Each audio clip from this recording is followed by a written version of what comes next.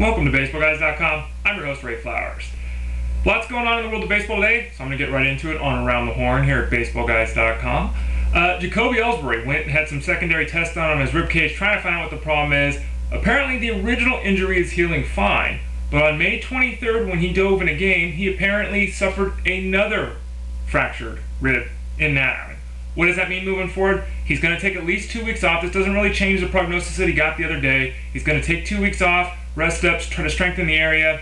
We're probably not looking at him being back on the field for the Red Sox for a minimum of about 3 weeks. They might end up pushing that back to the All-Star break. We'll have to wait and see. Hopefully Ellsbury can get right and have a big second half, because his fantasy owners, the Red Sox, and Ellsbury have got to be getting very, very frustrated with what's gone on at this point of the season. Nelson Cruz, another injured outfielder, is seeing a bit of improvement with his hamstring. Now, he's been in and out of the lineup with that hamstring. It's the second time he's been placed on the disabled list because of it. He ran the bases today on Thursday, felt good. He's going to go out and take some swings and some minor league work over the weekend and hopes to return to the Rangers lineup by next Tuesday. All signs point to that being a reality.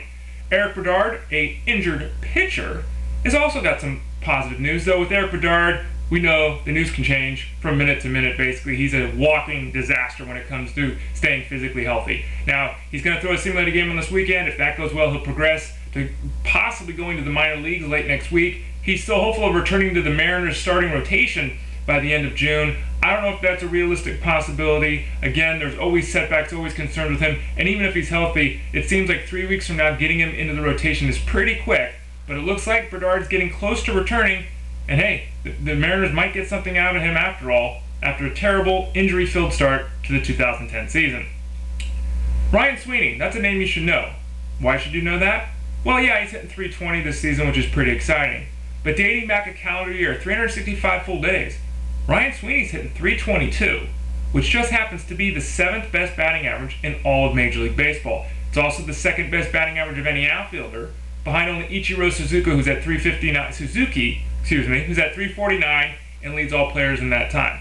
Sweeney's never developed the power that the White Sox thought he possessed, given his 6'4", 200-plus pound frame. He's got a beautiful stroke at the plate, but again, he's more of a singles guy than an extra base hitter. That's okay if you're hitting 320, and again, 322 over the last calendar year.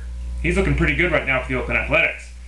Holland, not looking so good. He's a pitcher who's had some issues with the shoulder. He spent some time in the minors to start the year. They wanted to give him a little bit more time to kind of get on top of his game. He came up and looked very, very solid for the Rangers in a couple of outings. Then had the issue with the shoulder. He threw 17 pitches the other day. He was scheduled to throw 30, had to cut the throwing short because the shoulder didn't quite feel right. He'll try to throw again this weekend. If that goes well, then we have hope. If it doesn't go well, he'll go on for further testing, and the specter of surgery on that shoulder and potentially an extended DL stint will have to be graded up.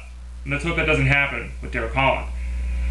Omar Vizquel is going to miss the weekend series for the White Sox, and you might think to yourself, that doesn't mean anything, right? Well, actually, it does mean something, both for the White Sox and for fantasy owners. Martinez out after having hand surgery, and Omar Vizquel has really taken over at third base. Nix has played a little bit of second, Gordon Beckham's done a little of the bench, so Vizquel's basically handled the third base duties. In the last 8 games, he's hitting .321 with 6 RBIs and 7 runs scored. Pretty darn good production for a mixed league, let alone an AL-only league where he could potentially still be on waivers. If that's the case, pick him up. But again, he'll be gone for the weekend series. He's going to attend to a family matter. He'll be back starting next week. Get him back in your lineup for next week in those AL-only leagues. And then finally, what's going on with the San Francisco Giants? Well, Todd Wellemeyer apparently is going to go on the disabled list finally. He's been pretty much a terrible pitcher, let's just put it how it is.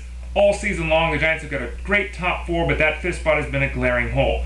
The Giants had hoped Madison Bumgarner, the young 20-year-old, would assume that 5th role out of camp. It didn't happen. He was sent down to the minor leagues, worked on a few mechanical things. He's now back to throwing in the 90-mile-an-hour plus range. He's had much better control. He's dominating hitters. And so the thought would be he would naturally slide into that 5th spot in the rotation. Doesn't look like it's going to happen, though, this time around. Joe Martinez is probably going to be brought up to fill that spot. Why? Because Bumgarner went postal the other night, tried to attack an umpire. They had to pull him back, flung a ball into center field when he was taken off the field. He's been suspended for 3 games, so he'll miss this turn in the rotation. Martinez will probably make the start. Depending upon how that goes, we might see Bumgarner next week. But we'll have to wait a little bit longer for the first appearance of Madison Bumgarner in the 2010 season. I'm Ray Flowers. It's BaseballGuys.com. Don't forget to visit me at twitter.com/BaseballGuys.com or just Baseball Guys for all your fantasy baseball knowledge. Talk to you soon.